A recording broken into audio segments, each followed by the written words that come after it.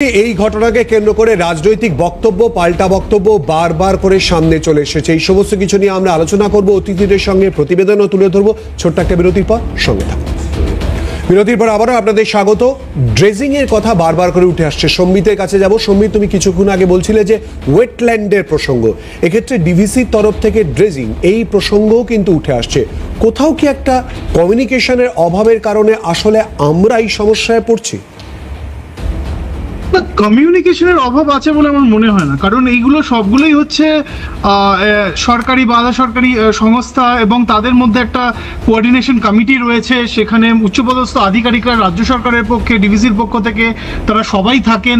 কাজে এইখানে কমিউনিকেশনের কোনো অভাব আছে বলে তো আমার মনে হয় না, কখনোই ছিল না। কিন্তু এই যে দোষারোপ পাল্টা দোষারোপ করার যে এই প্রবণতা, এইটা বন্ধ হওয়া খুব দরকার। এবং আমি একমত আগে যিনি বক্তা বলছিলেন যে কলকাতায় যে ঘটনা ঘটেছে, যে ধরনের জল নিকাশির সমস্যা হয়েছে, তার জন্য ডিভিসিকে দায়ী করার কোনো কারণ আছে বলে তো আমার মনে হয় না। মুখ্যমন্ত্রী বলছেন ঠিকই যে ডিভিসি তাদের বাঁধগুলো ড্রেজিং করতে হবে ইত্যাদি কথা বলছেন, কিন্তু এই যে বাগজলা খাল, টালি নালার কি অবস্থা দেখুন আপনি। পূর্ব কলকাতায় কি ধরনের কনস্ট্রাকশন হয়েছে, সেইখানে কি ধরনের জলাভূমি ছিল, সেইখানে যে কলকাতার পুরো জলটা গিয়ে যে সেই জায়গায় পড়তো, সেইটা কিভাবে বন্ধ হয়েছে। এটার জন্য আপনি যদি শুধুমাত্র মেট্রোকে দায়ী করেন যে সেইখানে মেট্রোর কাজকর্ম চলছে বাইপাস জুড়ে, তার জন্য এই সমস্যা হয়েছে, তাহলেই দোষারোপের খেলাটাই চলতে থাকবে। এবং এইটাই হচ্ছে সমস্যা, যে ভুল হতে পারে, সমস্যা হতে পারে, পরিকাঠামোর যথেষ্ট সংকুলন না থাকতে পারে, কিন্তু সেটা স্বীকার করতে হবে। আপনি যদি স্বীকারই না করেন, তাহলে আপনি সেটার বিরুদ্ধে বিষয় ব্যবস্থা নেবেন কি করে? আপনি যদি এখনো সিপিএম এর কথা বলেন, বা এখনো আপনি মেট্রোর ওপরে দোষ চাপান, ডিভিসির ওপরে দোষ চাপান। কলকাতা শহরে গত 20 বছর 25 বছরে কত বছর ধরে তৃণমূল পরিচালিত পুরসভা রয়েছে, সেটা একবার ভাবুন আপনি। সুব্রত মুখোপাধ্যায় কি কাজ করে গেছেন মেয়র হিসেবে, তারপরে আর কতটা কাজ হয়েছে জল নিকাশির ব্যাপারে, সেইটা আপনি ভাবুন। আর কি করার দরকার আছে আপনি ভাবুন। কারণ জনসংখ্যা বাড়ছে, শহরের উপরে চাপ বাড়ছে জনসংখ্যা, সে নিয়ে তো কোনো সন্দেহ নেই। তো সেই অনুযায়ী তো আপনাকে প্রিপারেশন নিতে হবে, সেই অনুযায়ী তো আপনাকে ব্যবস্থা নিতে হবে। কিন্তু আপনি যদি ডিনায়াল মোডে থাকেন, তাহলে সেটা কোনোদিনই সম্ভব হবে না। ধন্যবাদ সমিত। সৌরভ প্রিয়, দায়কার। না দেখুন ভাই, আমি সমিত বাবুর কথার সঙ্গে সমর্থন করতে পারছি না এই কারণে, সেটা হচ্ছে এটা ঠিক কথা তো, উনি বলছেন বড় বড় হাইরাইজ বিল্ডিং হচ্ছে। একটু আগে ইয়েও বলছিল অঙ্কন বা এরা হাইরাইজ বিল্ডিং হচ্ছে। দিল্লি, মুম্বাই, বিভিন্ন জায়গাতে বড় বড় হাইরাইজ বিল্ডিং আছে। আমেরিকাতে হাইরাইজ বিল্ডিং আছে, রাশিয়াতে হাইরাইজ বিল্ডিং আছে, লন্ডনে হাইরাইজ বিল্ডিং আছে। সেখানে জল জমছে না।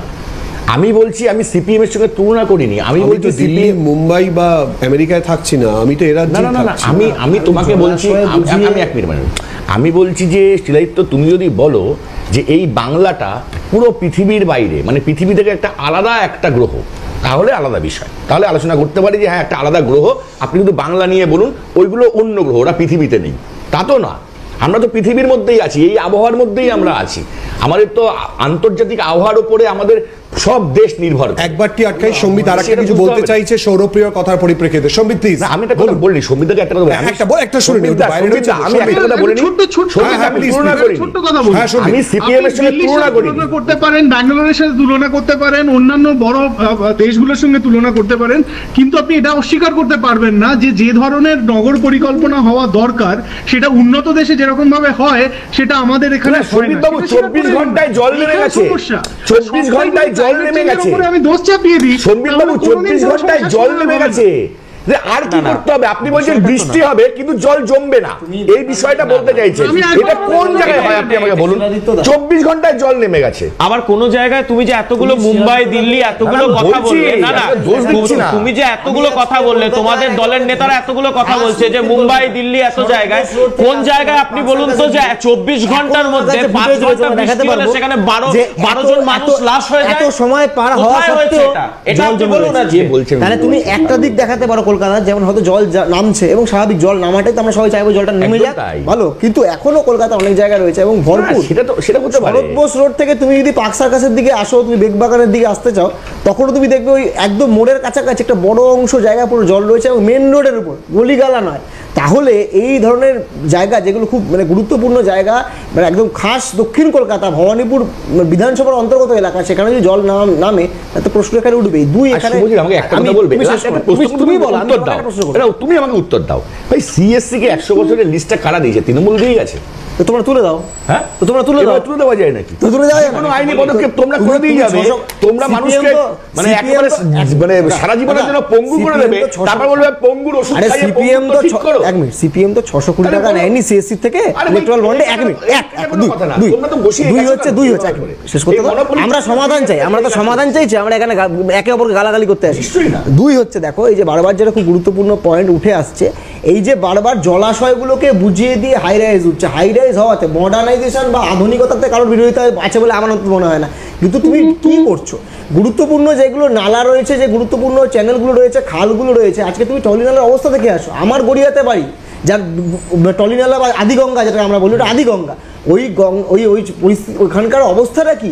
গার্বেজ থেকে শুরু করে একাধিক ময়লা থেকে ফেলে কোনো পৌরসভার থেকে কোনো ব্যবস্থা না হয় না যে এখানে এগুলো ফেলা হবে না, প্লাস্টিক এখানে বর্জন করা যাবে না। এক লাইনে আমরা বিরতি নিতে হবে, অঙ্কন এক লাইনে। না দেখুন, দুটো কথা আমাকে বলতে হবে যে আদিগঙ্গাতে শেষ কবে ড্রেজিং হয়েছিল পৌরসভায় বিজেপি প্রশ্ন করায় রাজ্যের মেয়র জবাব দিয়েছিলেন 2006 সালে, তাহলে এর দায় কার? আচ্ছা, বাগজোলা খালে শেষ কবে ড্রেজিং হয়েছিল? সেটাও হয়েছিল 2009 সালে, তাহলে বিধাননগর কর্পোরেশন কার দখলে রয়েছে? তাহলে ড্রেজিং আপনি যদি বাগজোলায় না করান, আপনি যদি আদিগঙ্গায় না করান, জলটা পাস করবে কোথা থেকে?